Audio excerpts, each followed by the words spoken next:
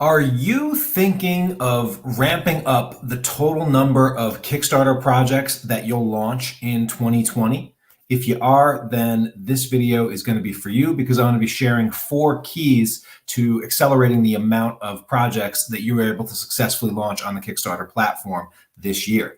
Hey, everybody. My name is Tyler James. I'm the publisher of Comics Tribe. I've used Kickstarter to help build and grow my business for over 8 years now. And inside my program, Comics Launch Pro, I help comic creators build their audiences and then launch successful crowdfunding projects to them. And I wanted to make this video because there's a lot of creators in my Comics Launch Pro community where this is really one of their core focuses going into the new year.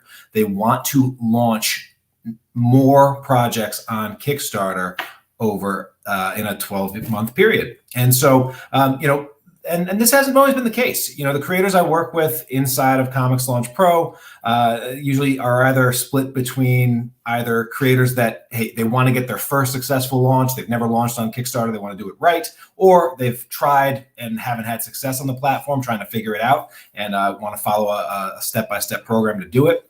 So that's sort of the first bucket. The second bucket is creators that maybe have had some success on Kickstarter but want to level up their launches, go from, raising hundreds to thousands, thousands to tens of thousands, or even more.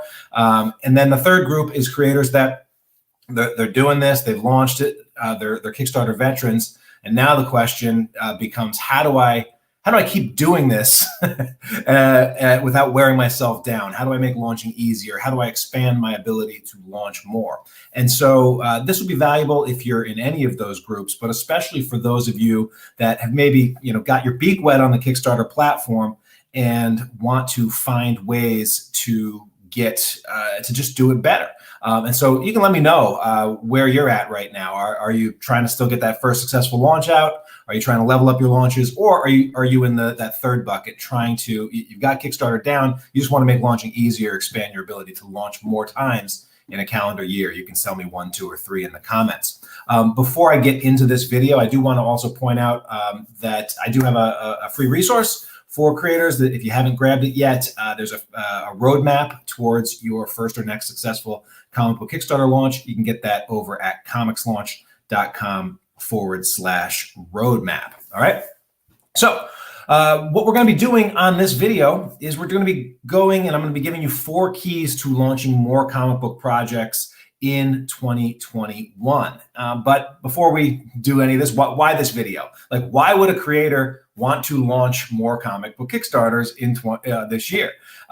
It should be pretty obvious, but the easiest reasons are, first, the more you launch, in general, the more revenue you will take in. Revenue, cash, funds, those are the things that we need to move our projects forward, to create, to sustain, to keep things going, to hire our team, to do printing, to do all of that stuff. More launches, all other things being equal, will tend to equal more revenue. Another reason why is because maybe you want to do more projects this year. Maybe you've expanded what it is that you offer the world as a creator. A lot of the creators inside of Comics Launch Pro, yes, comics is a through line. Comics is something that unites all of us, but we are multidisciplinary creators. And so I have creators in my community that launch comics, but also do prose and want to use Kickstarter to fund both. I have creators in my community that do create comics, but also do children's books, and also have just launched a podcast. And we have a number of creators in our community that are now launching, and this year they'll launch a project for their comic line, but they'll also launch a Kickstarter to sort of fund a season's worth of their podcast. And but this is very common. There's a lot of creators that they've got a comics, but now they want to expand out and do maybe a game to go with it, or a card game, or collectibles, or toys, or stuffies, all that stuff. And so a lot of times this happens once you unlock the Kickstarter platform for yourself. You realize that, hey, this thing can actually work, and there's actually a way to fund your dreams. Well, don't be surprised if you have more dreams and you start thinking a little bit bigger about what's possible for that. Brett Giuliano is definitely an example of a creator that who's has a webcomic, but spanning into other things. So definitely awesome to hear that you're looking to increase the number of projects that you're launching in 2021, Brett, and we hope to support you with that. And the third reason why you launch more is that this will actually help you grow your audience. Very seldom is it that creators that have massive audiences never actually launch new things to those audiences. And especially in the world of comics, most of us, if we really think hard about it, our favorite artists, our favorite authors were creators that at some point were putting out and launching new projects very consistently. Now, it might not have been on the Kickstarter platform, but being able to like go to the comic book shop and pick up a Brian Michael Bendis book every time you go there, or getting new art from Jim Lee on a monthly basis back when that building that habit of launching a new thing, I get the new thing, that grows your audience. And so one of the things that it's like a catch-22 that a lot of creators get into is they're like, oh, I don't want to launch because my audience isn't big enough. My audience isn't big enough. My audience isn't big enough. And so they put off the launching until their audience is bigger, when in reality, it's the launching that may make it so much easier for you to attract that audience. So yes, in our program, we want to get you to a minimum viable audience to get the success under your belt, but we don't put out the launching and we don't keep pushing the launching back based on audience, simply because we know that launching will attract that audience to us. All right. So those are why it's important. More revenue, more projects, more audience.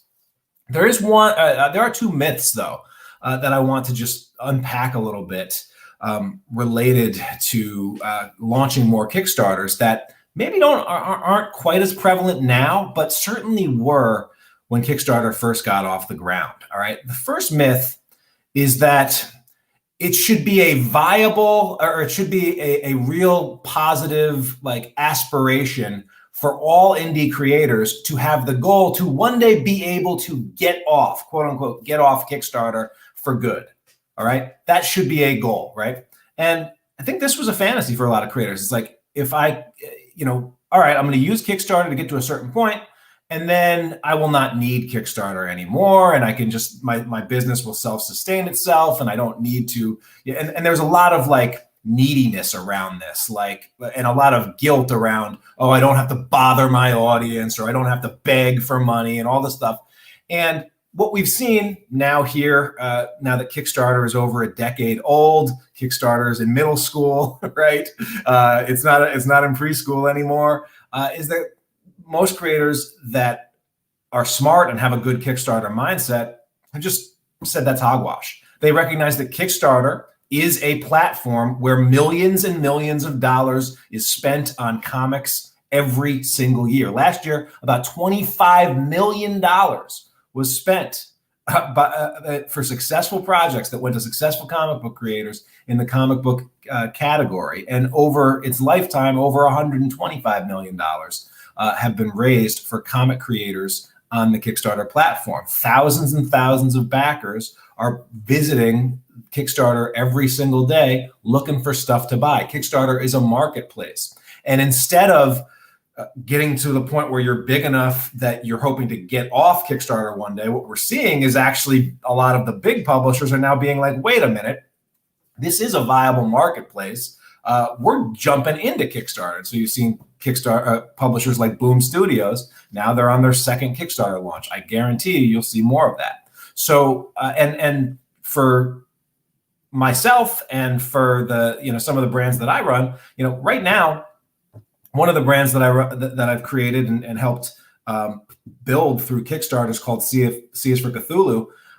We could get off Kickstarter completely. It is a self-sustaining brand. We make sales every single day on the Amazon platform, just about every single day on our own online shop. We do have retailers that carry the book. If it would be a profitable brand if we never launched another Kickstarter again. It's just, it has built itself. It is sustainable.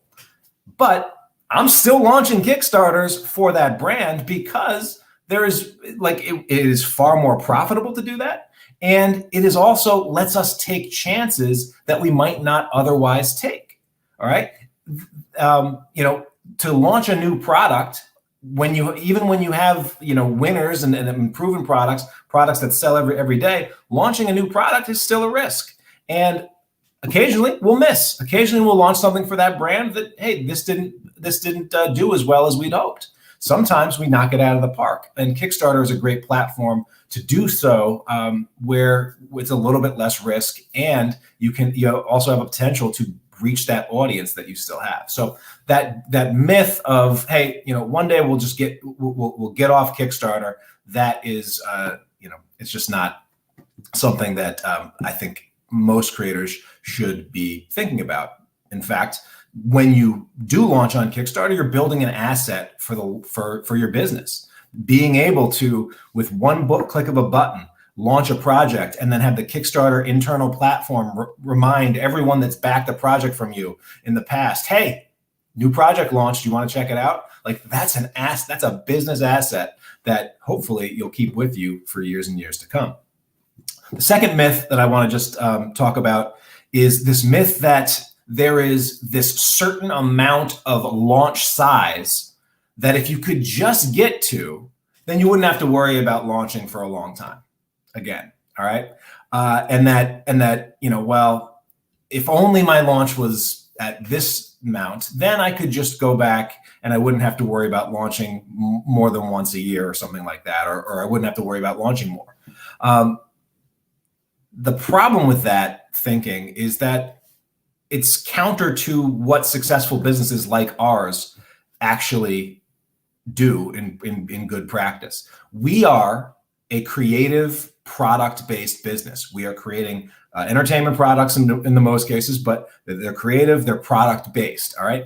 There are very few product-based businesses that can survive on just one launch a year, where they're actively selling for 30 days and not really, and that's it on one platform. All right.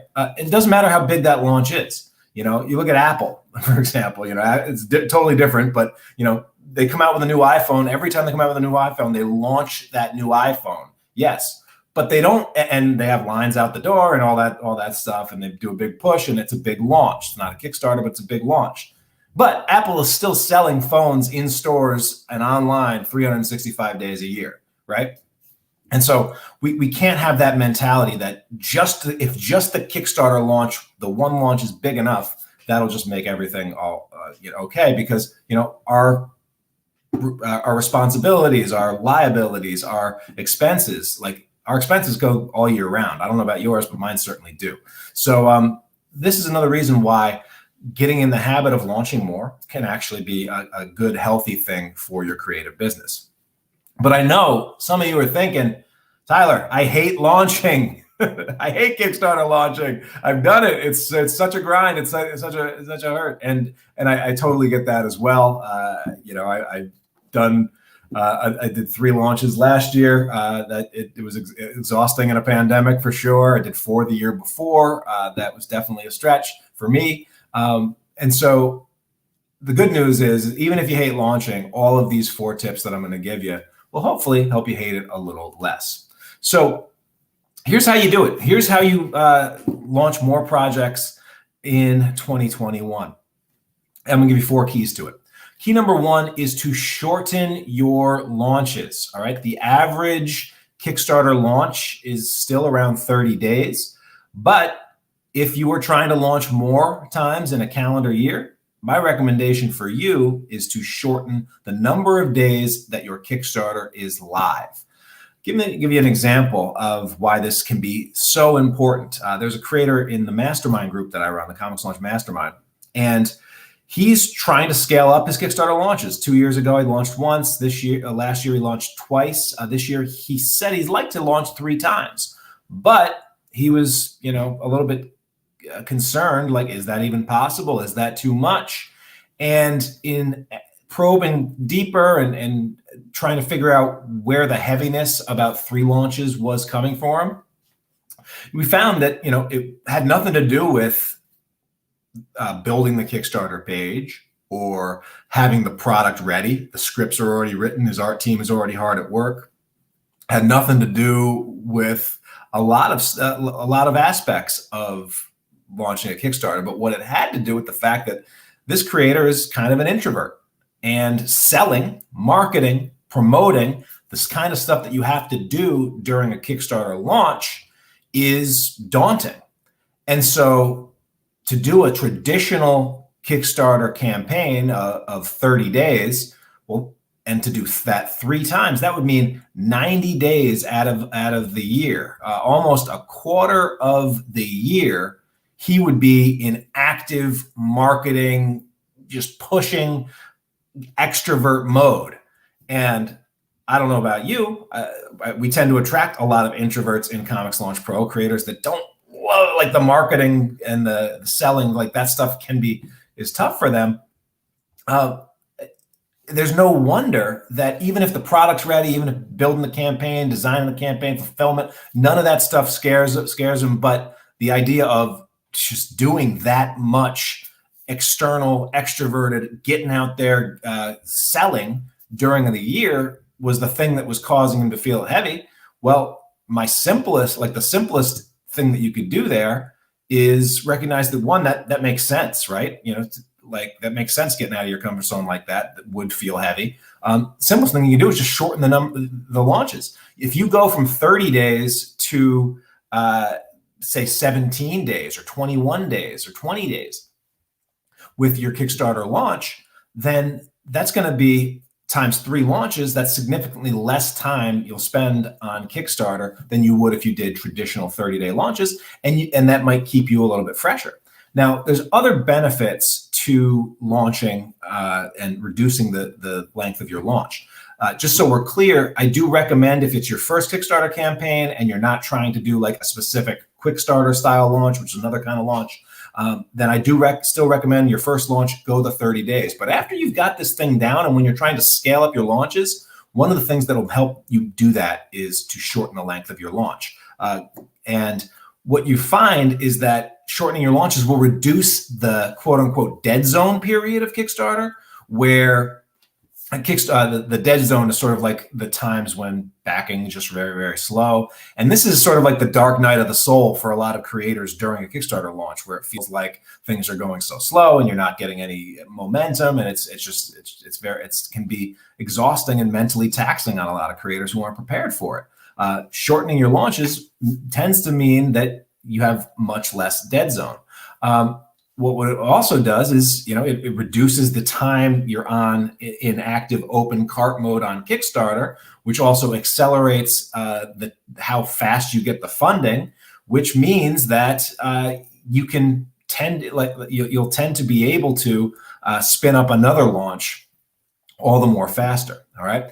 And I know a lot of creators are worried that if I shorten my launch, I'm actually going to significantly reduce the amount of funding that I can take in. And most creators that have actually tried this have found that there is no significant reduction in the amount of funding they raise. And in some cases, and often many cases, they end up raising more. Russell Nolte is a great example of a creator. He's got a live launch for one of his prose projects right now. It's kicking butt, and it's a very short launch for him. But he's not seeing a significant drop off because the launch is shorter. Because he's relying a lot on the audience that he's already built, and he knows how to get a message in front of them when he's live, he's not so much worried about missing out on those people. In fact, in some cases, the shortened time frame ups the urgency for creators to back now, rather than saying, there's 20 more days, I can do that at the end, right? So step 1, easiest thing you can do to launch more in 2021 is to shorten the length of time your Kickstarters run for on the Kickstarter platform. All right, now what's number 2? Key number two is to serialize your launches. What do I mean by serialize? I mean, rather than making every project you launch being miles away from the last project that you launched in terms of content, target audience, type of thing that you're offering, etc., to rather focus on serializing your launch. What this usually means is a creator like Kevin Joseph, who has his series Tart, which has been, are they on the 10th issue, 12th issue? I don't know. Kevin's been at this for a while. I have to go check, but he's been launching and coming back to Kickstarter and sticking primarily with the Tart series over time. And Rob Moltari is another example. Nightwolf is his series. He's done campaigns for issues 1 through 4. He just had a successful die-cut hardcover launch, and now he's back with issue number 5 with his next launch. Charlie Stickney with White Ash, another great example of a creator that's focused on one property and building the audience for that one property over a series of launches for each and every issue on that campaign, and then coming back again for a trade or hardcover collection. And why serializing your launches makes it so much easier to do more launches in a Kickstarter year is that what it takes to build that Kickstarter page, plan your rewards, just run the campaigns, market to an audience. You can use so many of those same assets. So that, yes, the first time you do it for one of these books, it might take you a little bit longer, but doing issues 2 and 3 and 4 are definitely going to be easier. And in fact, there are some creators in Comics Launch Pro that are choosing to serialize, and what they're doing is they're actually building Kickstarter campaign pages for the whole series all at once. So they've got like 4 different Kickstarter project pages that they're sort of building as a batch, and reusing some of the assets, some of the reviews, some of the other things, changing what needs to be changed for each individual campaign, but keeping a core of what is just going to be the same for all of those series, keeping that the same for each project page, which can definitely speed up the process. Now, one pro tip I'm going to give to all of you who are serializing your launches, and this is a mistake that I see a lot of creators make, is that on Kickstarter, when you're writing your copy material, you're doing your first bit of marketing material, you're showcasing things, always pitch the series first, not the issue first. Lead with the series, not the issue, every time you launch your Kickstarter project. All right? Why? Well, I want you to think of launching on Kickstarter kind of like how you would be approaching people at a convention. All right. You're putting something out there, but you don't know if the person walking by is a super fan that has every previous issue yet, or more than likely, most of the people that come across your project and hit your Kickstarter page, most of them probably haven't heard of it before, haven't heard much about it before. And so at a convention, you wouldn't pitch somebody and say, "Hey, you got to check this out because in this issue, Billy finally escapes from the Wonder Dragon. Meanwhile, Captain Potato Pants is going after the Unicorn Prince." Like, no context to that. So you want to pitch all of your Kickstarters. Make sure that all of your Kickstarters are a clean, compelling jumping on point for new readers. All right. Don't talk just to the insiders. Don't pitch the 3rd issue first. Pitch the series first, the high concept. And then also you want to make sure that you have those catch-up tiers so that people that are compelled by your high concept are like, okay, I'm in, got to check this out. Let me get caught up. Issues 1 through 4 or whatever it is. I'm on board. All right. Make sure that's easy for them to do it. Okay. So serializing your launches will help you launch more on Kickstarter. The 3rd tip is to simplify your launches.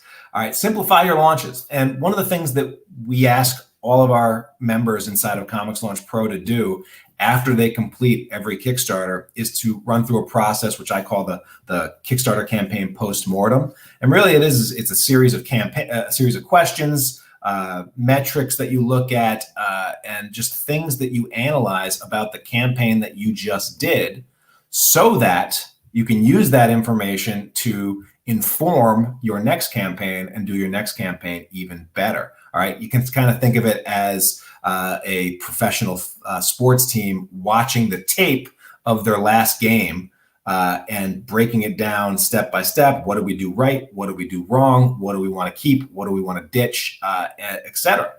And what you'll find is when you do those reflective questions and we actually look at the numbers, is that some of the stuff that you did during the Kickstarter campaign really worked, and some of it didn't work at all. And so part of making your Kickstarter life easier is to simplify your launches. In a recent mastermind session, one of the creators were brainstorming ideas for potential like smaller add-ons and other gifts. And one of the creators tossed out, "Hey, can you do coasters?" And it just triggered another creator who's like, "Coasters never again!" And I don't even know exactly why coasters became the bane of this creator's Kickstarter existence, but it was, and that's going to be different for everyone, right? I've done coasters before. I didn't see it any worse or better than, say, doing a print or something else. But this will happen, and a lot of times you will find you will make certain decisions with a launch that add a lot of time, a lot of effort, a lot of energy, and don't really make you much money, and don't generate much funding, didn't get much of a reaction, and you hated doing it. So the more that you can simplify those things, the more that you can say, okay, maybe we don't do 1,000 stretch goals. We don't offer 1,000 different items. We keep our pledge levels more simple, more streamlined. Yes, maybe you would have raised more funding, but a lot of times that funding that extra funding raised gets lost in the extra time and energy it takes to actually fulfill. All right. And so, another example of this is that also it gets tough to keep track of. A creator of ours just realized that in a late push on one of his campaigns, he added a sticker as a stretch goal, and then forgot that he actually hit that stretch goal. And months later, one backer came out of the woodwork and was like, "Hey, I never got my sticker." And he's like, "Oh yeah, you never got your sticker, and the 70 other people never got the sticker either. Crap. Now I have to either not fulfill on my promise or go and ship out a 5-cent sticker, but it's going to print out all the postage, all the other, just a pain in the butt." All right. If you simplify up front, you may find that you're eliminating a lot of that. And this is where really doing that post-mortem, going through crunching your numbers, a lot of times you'll find that some 80-90% of your funding only comes from 10 to 20% of your rewards. Conversely, 20% of the time and energy and frustration often come from just 80% of your time, your energy, your frustration comes from a small percentage of the choices that you made in your launch. So again, this is where really thinking about what worked, what didn't, and streamlining can come in handy. And remember, yes, you might by not offering all that stuff, you might raise a little bit less funding on this launch. But if by not doing that frees up several weeks of your time and your energy and your frustration so that you can launch an extra Kickstarter every year, I guarantee you, when it all comes out in the wash, you're going to find yourself much farther ahead because you chose not to overcomplicate that one launch. All right. So simplify your launches. That's key number 3. And key number 4 is to outsource your launches, or more importantly, and more accurately, outsource parts of your Kickstarter launch process. And this is really the thing that is going to free you up so that you can launch more. All right. That's getting assistance. That's bringing people on your team that are helping you, that are do all of the sort of rote tasks that go in to a Kickstarter campaign. Now, anyone that's been through my program inside of Comics Launch Pro know that there's hundreds and hundreds of steps, of micro steps that go into a successful Kickstarter launch. But, and all of those steps are important. All of those steps need to, they don't all need to happen, but all the steps that I teach are valuable, but they are not all equally valuable, okay? And so there's some, and in a lot of cases, if you can bring someone on your team that can do a better job on a set of tasks than you could yourself, or maybe they do almost as good a job, but doing that frees you up to do more higher value tasks, or at least to just frees you up to be able to even start shifting towards the next launch. Overall, that's going to be better for your creative business. So for an example, Brant Fowler is a creator that designs a lot of Kickstarter pages for creators inside of Comics Launch Pro. He is a Kickstarter page design pro. He's designed dozens and dozens of pages. I don't even know if he might be he's done a bunch for himself, but he's also done a ton for other creators as well. Pulling that in saves a lot of time, lets you focus elsewhere. Another example would be Kickstarter copywriting.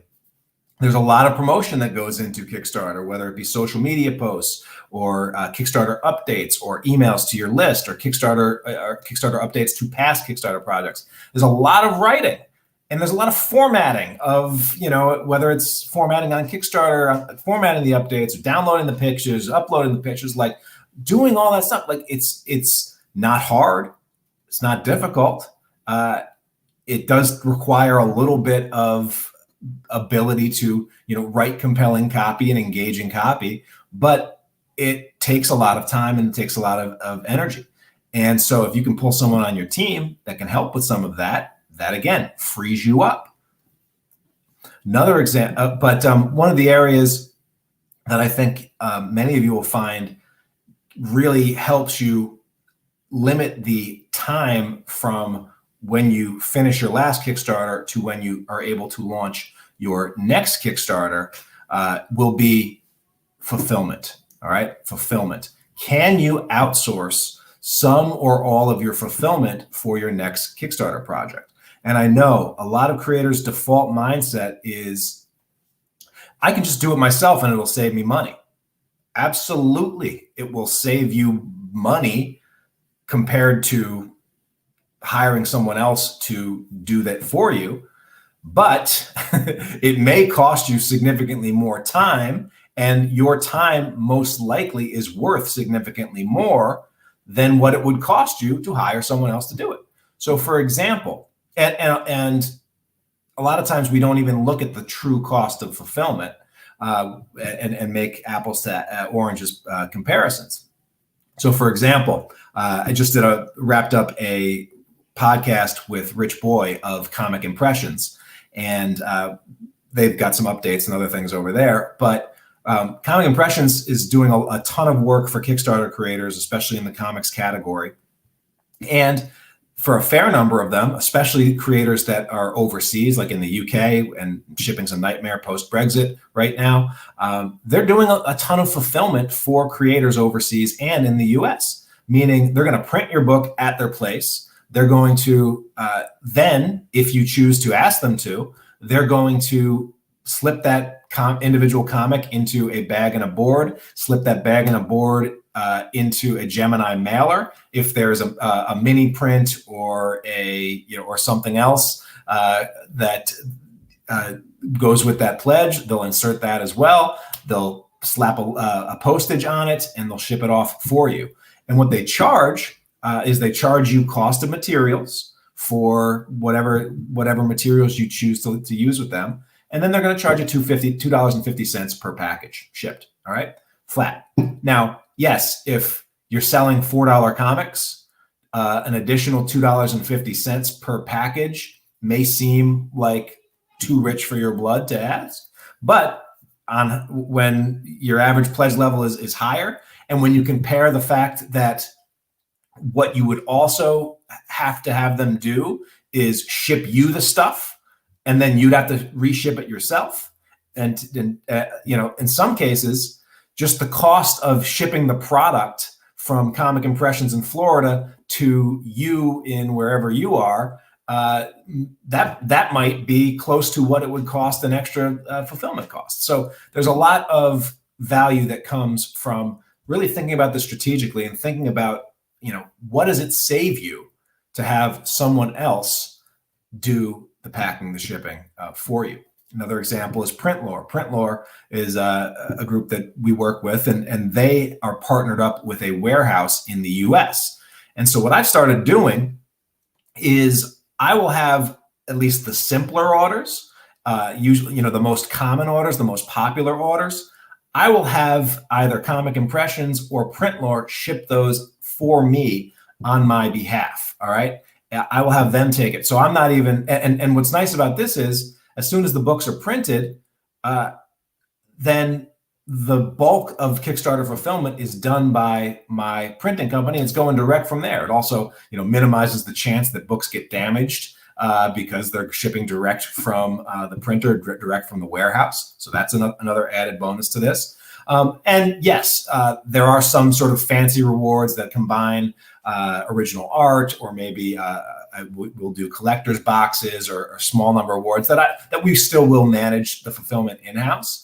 But if I can take 60, 70, 80% of the rewards off the table to start, that can save me a ton of time and energy. I just was chatting with David Pepos recently, who had his first Kickstarter last year for the OZ, massive success, had to ship, I think, some 900 packages. All right. So massive reward, massive job. I think he liked doing it the one time, but after it took him a full month of his calendar, where the bulk of what he was spending his time doing was packing and shipping and packing and boarding and bagging and boarding and picking and packing and all of that stuff, and trips to the post office, etc. If you can save all of that stuff, or even if you can save 70 or 80% of that, you cut a month of fulfillment down to a week, you're going to be far more likely to be raring to go with that next Kickstarter launch if you can take that off your table. If you don't do this, if you do keep spending months doing your shipping, you may be like internally, you might say, yeah, I should launch again, but you might be so exhausted and just completely burnt out from the totality of that process that launch another Kickstarter, even though it's what the business needs, it's not what you need, because you need that time to recuperate. And so again, spending a little bit of money, taking a little bit of the profit off the top there to outsource fulfillment, if that leads to more launches in a calendar year, I guarantee you, overall, you're going to be better off. All right. So there you have it. Your 4 keys to launching more comics in 2021 on the Kickstarter platform is outsource your launches, simplify your launches, serialize your launches, and shorten your launches. All right. And so my question to all of you that are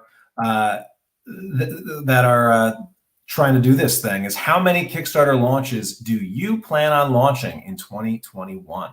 Go ahead and let me know in the comments. I see we've got a couple of creators that have commented. Sage Anthony Rodriguez has a coming-of-age sci-fi anime comic set in the 31st century. Awesome. Sounds cool, Sage. Looking forward to seeing that launch on Kickstarter. Help in getting my Kickstarter made. How can I get the opportunity to plug my Kickstarter on your show? So, Matt, 2 things that you should know about getting plugged on the Comics Launch podcast.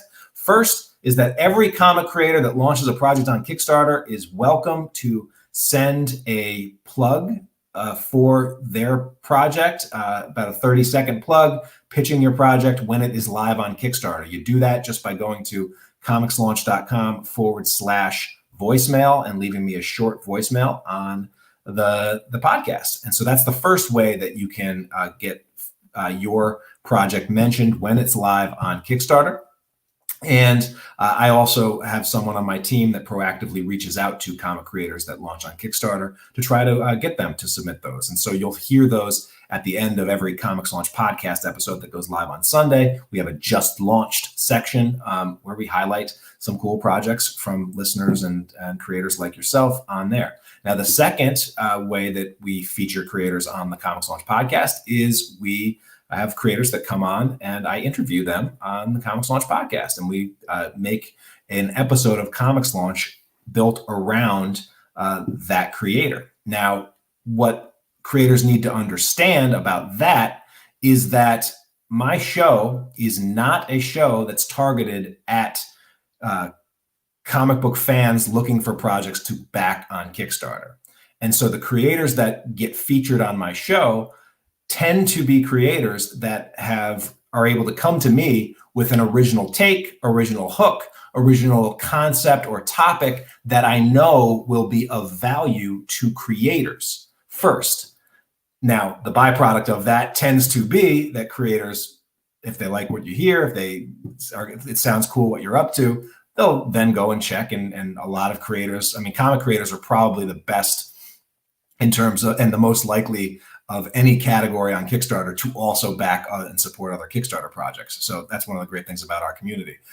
But your focus needs to be, what is our topics and what are hooks or angles on my project that would be of value to other comic book creators. What do I want to talk about? What do I want to teach? What do I want to bring to the table? What lessons do I want to share that will be value to other comic book creators? The byproduct of that is, if you spend 30 minutes talking to me and adding value to other creators' life, it just, the way it works is they come back and they add it to your life. And so that's that. And so for creators that want to be interviewed and have a full 30, 40 minutes on the show or join me in one of these live streams, the key there is come up with an angle, a topic, some sort of take that will be of value to other comic creators. And if I believe it will be, and it's something that fits into the Comics Launch schedule, we'll schedule it up. All right. So I hope that helps. Now, last thing, just do want to remind you though, if you're new to this Kickstarter game or you're trying to level things up and you haven't grabbed it already, you're not on the Comics Launch email newsletter list, you're not getting our VIP videos that go out on a frequent basis, just get the free guide, comicslaunch.com/roadmap. That'll get you on the VIP list, and that will get you into our world for more on growing your audiences and launching projects on Kickstarter. Thank you so much for watching this. Love to follow up with you in the comments on any of this stuff, and I can't wait to see what you all launch next.